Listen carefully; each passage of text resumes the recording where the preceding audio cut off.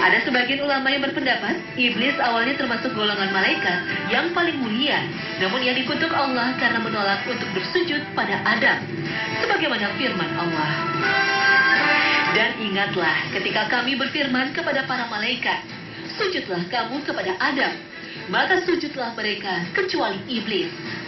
Ia enggan dan takabur, dan adalah ia termasuk golongan orang-orang yang kafir. Al-Quran Surah Al-Baqarah ayat 34.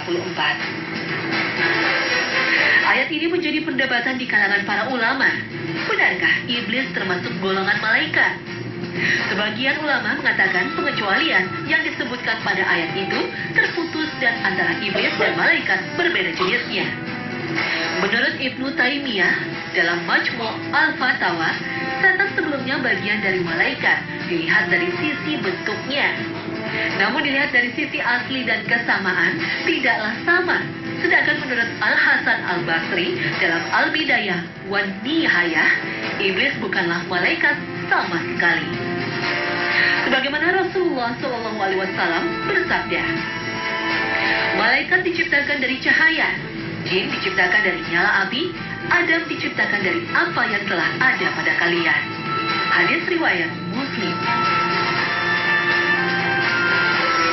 Kita wajib beriman tentang keberadaan para malaikat sebagaimana firman Allah yang mengatakan, sebenarnya malaikat-malaikat itu adalah hamba-hamba yang dimuliakan. Mereka itu tidak mendahuluinya dengan perkataan dan mereka mengerjakan perintah-perintahnya. Al-Quran Surah Al-Anbiya ayat 26 dan 27. Tidak ada keterangan beberapa jumlah malaikat seluruhnya, dan Allah Ta'ala hanya memberitahu sebagian nama-nama malaikat.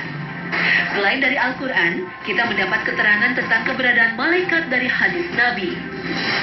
Rasulullah SAW bersabda, sesungguhnya Baitul Makmur berada di langit yang ke-7, setentang dengan Ka'bah di bumi. Setiap hari ada 70.000 malaikat yang sholat di dalamnya. Kemudian apabila mereka telah keluar, maka tidak akan kembali lagi. Hadis riwayat Bukhari dan Muslim. Dalam sebuah hadis yang diriwayatkan oleh Imam Ahmad dalam Musnadnya dari Abdullah bin Mas'ud radhiyallahu anhu, ia berkata, Rasulullah SAW pernah melihat malaikat Jibril dalam bentuk aslinya yang mempunyai 600 sayap.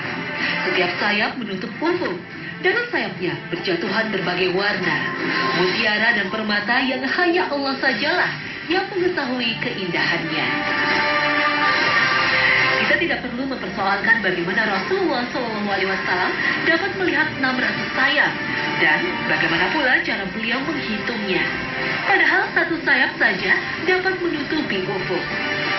Kita hanya meyakini Allah Maha Kuasa memperlihatkan kepada Nabi-Nya Rasulullah SAW hal-hal yang tidak dapat dibayangkan dan dicerna oleh akal pikiran. Dalam Al-Quran, Allah Ta'ala menceritakan bahwa sayap yang dimiliki malaikat memiliki jumlah bilangan yang berbeda-beda.